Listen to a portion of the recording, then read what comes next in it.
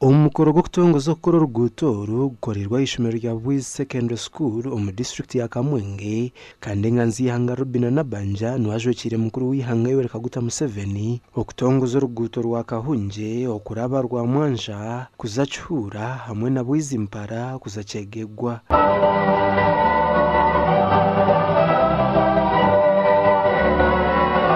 As a tourism road, it will also enhance the tourism potential in the Rwenzori sub-region.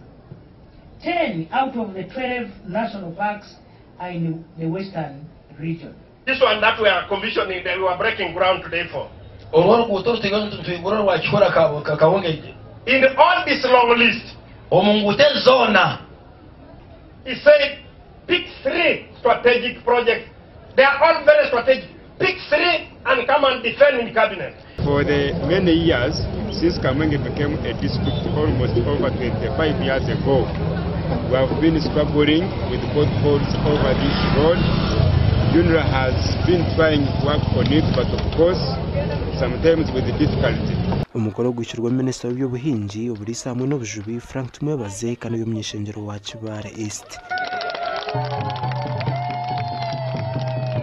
Okuba tugambira aba engineer n'abakugu oruguuto nuje kutwara myaka 3 hatabireho ekizibu cyona njo batugambira abakugu kubara batikora atandikira 2025 ntutekateka ngu 2027 neho nare 8 oruguuto ndu ejinyo ntekateka itwine kandi nabakuhereze sente banki ituhire ngo sente Islamic Development Bank tubantu boku barakutegena sanka abandi bari abatwimira rona habwe bisiyagwa yango naitwe tujja kugira chorus ekozirwe kuruga Kamwenge kuraba Biguli kujya Kazinga kuturuka Kampala cyamanywa goha kuraba Mukayembe kuraba Ruhangire kuraba Kazinga nebicweke bindi nozibiriza amaiso novuga nota. Oruguuto ryo mbicweka bibiri echa Kahunje kuza rwa Mwanja hamwe na Kihura kandi orwino buringo bwa kilomita 8 hamwe n'urwa Bwiza kuza Mparo kafumukira Kyegegwa orwino buringo bwa kilomita 37.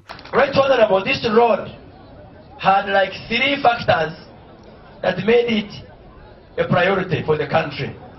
Number 1, it is between Dura, Kibale National Park and Katonga. It's between here. This is the road. Oruguuto n'urugita districts 3 eya Kyegegwa Kyenjojo hamwe na Kamwenge gasha kwa Anthony Twine.